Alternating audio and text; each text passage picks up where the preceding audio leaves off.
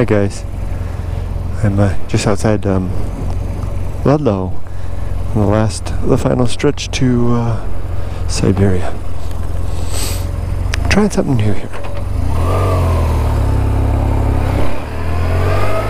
Not sure exactly what I'm going to talk about, but this is a good stretch to talk. Mainly, I kind of finding myself trying to paint an oil painting in a potter's studio, if that makes any sense. Basically, can't seem to do I'm in the wrong environment to be doing what I want to be doing. I don't mean America. I mean this going alone thing. You know, coming out here like this was very suitable to writing the book Going Alone.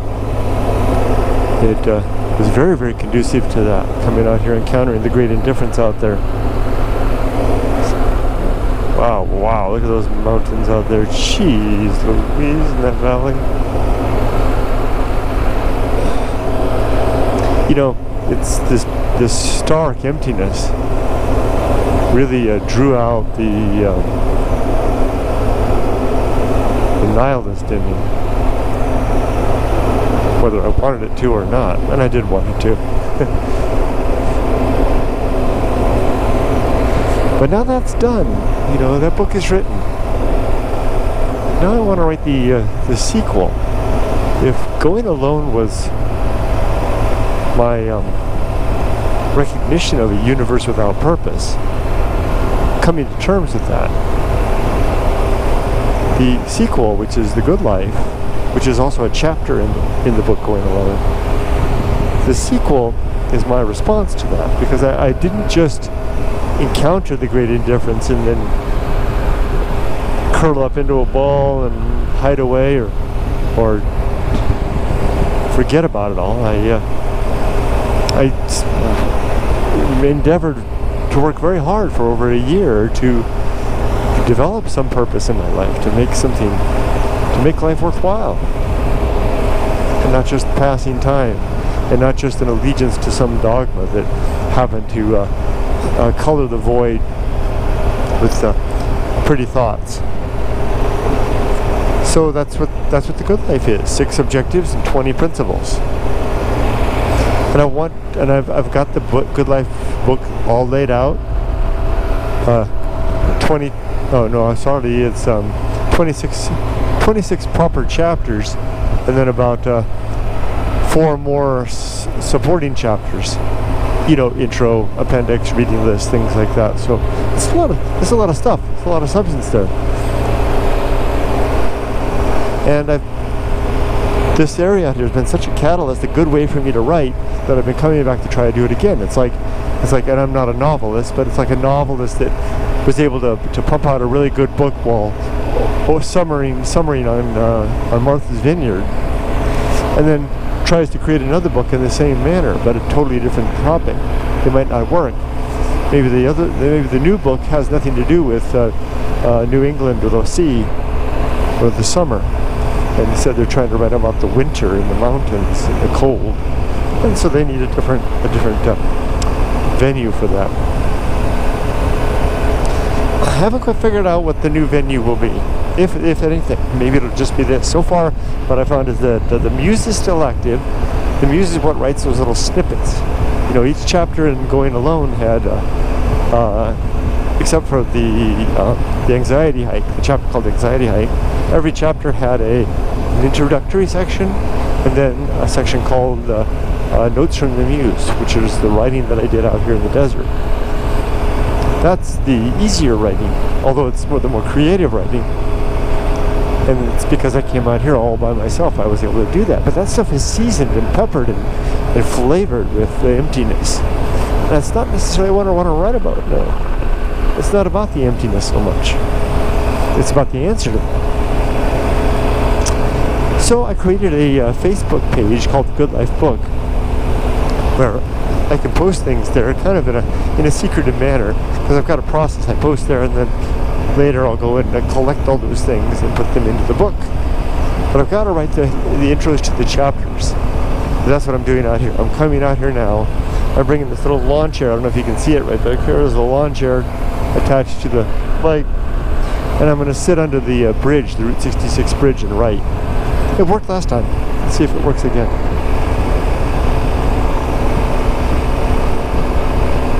So I had another topic, switching gears totally, to use a popular word now, pivoting to a new topic. Had an interesting thing happen. Kind of a sad thing. I was at the gas station back in Barstow, and a woman came up to me and walked right up to me, and she asked me, "Are you a good Samaritan?" And then I looked at her and I said, "No." She continued on, and she explained that she was having trouble with her putting gas in her car, and she clearly was worried and concerned and alone, and I could see by her plates that she was from out of state. And I realized my mistake right away, that this was not a panhandler, you know, looking for a tank full of gas, which is a pretty common thing out in that area. You can come to these gas stations and there will be people that will come up and do this, and I kind of got turned off to this. I used to buy them gas, and I kind of got turned off to this one day when I filled up a gas can. You know, the person was carrying around a little red gas can, and I filled it up, which, you know, gas isn't cheap. And as I went ahead and filled up my car, then I watched that person, and they said they did it because they had run out of gas and they couldn't continue. And I watched them walk across the parking lot, just around into the adjoining parking lot, and get into a Lexus, put the gas can in the back of the trunk, and get in a Lexus, a beautiful Lexus, and drive off. And I felt like a sucker. And I had an interesting encounter with my daughter where that same thing happened sometime later. And I did the same thing. I had kind of been soiled on this whole idea, and I said no, I refused the person. And Emily asked me, she said, "Well, what if, you know, what if that person really is the one that needs help?" And that kind of rattled me. And I decided it would be better to err on the side of caution. But something about the way this woman approached me and the way she couched it with, "Are you a good Samaritan?" It sounded like a setup, you know. It sounded like a line that she would say over and over all afternoon to people. "Are you a Samaritan? Will you buy me some gas?" Rather than just, you know, "Can you help me out?"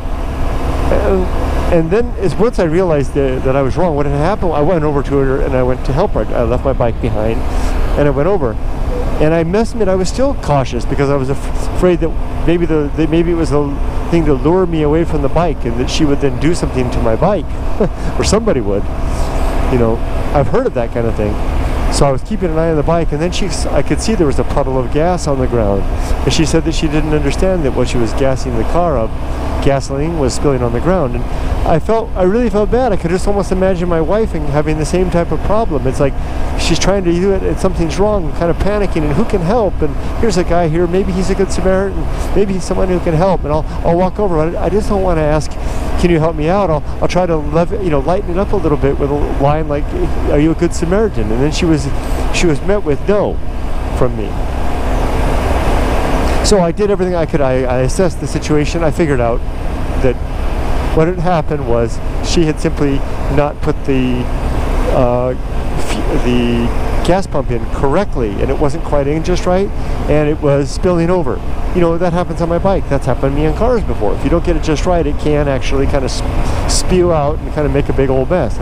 Because I assessed that because I looked at it further, and there was no more dripping. So that means there was no hole in any gas line, or nothing was busted. She had stopped pumping and put the gas thing down, and it was okay. So I suggested that let's just give it a try and see what happens and make sure that it's good and right. So we tried that, and it was all okay. So no harm, no foul. But still, I could see that she was kind of rattled by the whole thing. She was grateful for my help. Probably her confidence in humanity was lessened a bit by my response. And I was rattled by my response as well. And I resolved to think about it. And then just now, as I was coming into Ludlow, there was a guy standing by the side of the road with a truck and a sign holding a sign saying, "Need gas." And I drove past him, and I kept on going. So clearly, clearly I've been jaded in some way. And I really need to work on this. I need to figure out a default response. Maybe something like, when I encounter this type of thing, I will help them to the tune of X amount of dollars, like $5 or something like that. Because otherwise it can get quite expensive. You run into this stuff a lot. I know times are tough, and some of them are legit, some of them are scams. I know that. I told a friend about this. It's, you know, lives out where near where I work, and he told me that it's just a scam that's going on all over the place. He told me to watch out for it, so I've been jaded. So anyway, I think I like my idea. I'm going to help people to the tune of $5. Everybody and anybody that asks. If I'm at a gas station and someone comes up to me, I will help them to the tune of $5. I kind of like that as a general principle. You know, just kind of get some cash, get some $5 bills from the bank, and just keep them in my wallet. And whenever I have a chance, help people to the tune of $5. I'm glad we talked about this. I feel better about that. Gotta kind of wonder about myself. What happened to me? So we're almost in Siberia now. Let me stand up. We're going to get off the road in just a minute. That's the tough part. It's getting off the road that you can fall over. It's interesting. The sun's already gone down. I'll have just enough time maybe to set up my tent before it gets too dark. I left my little headlight back home with 2/5 of my water. Idiot. On a really hot weekend. But I'm just going to be out here tomorrow, so not too bad. Should be alright.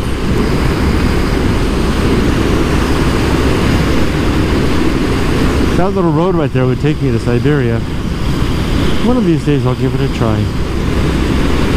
I haven't taken it because it's got some dips that go down to some sandy areas, and I don't want to fall over in the sand. There's Siberia. There's a train approaching just now. Siberia dead ahead. And here's my Siberia Bridge just dead ahead as well. Almost there.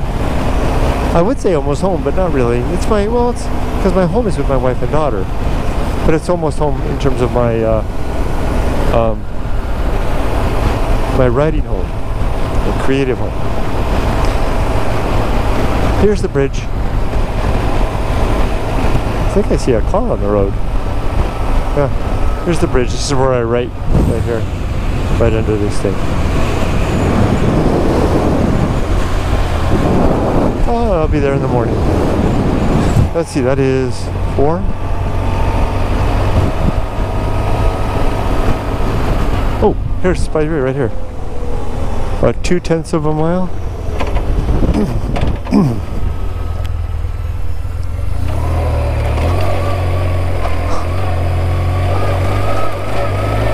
Watch out, a little sandy right here. You stand up on the pegs to push the weight down. And then you can also control the bike a little easier that way too. Coming in right when there's a train. Wonder if we can hear the tooty toot toot. Should go in a second. Tooty toot toot.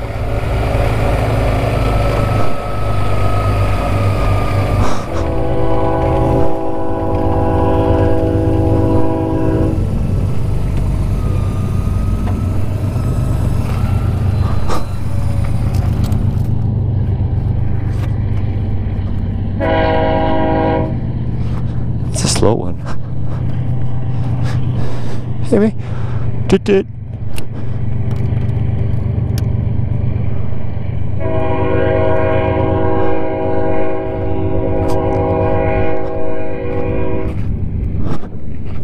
Was that 4 or 3? 4th one or 3rd one? I always walk over to check the ruins out. Hey Siberia, we're back. It's really nice. Nice weather.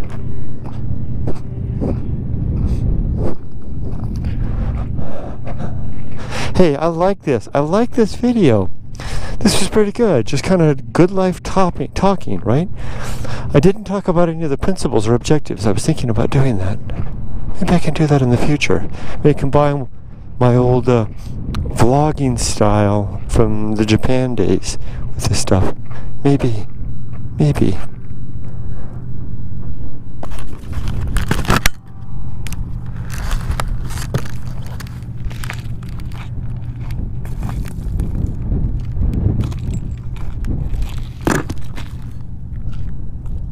Thanks for joining me.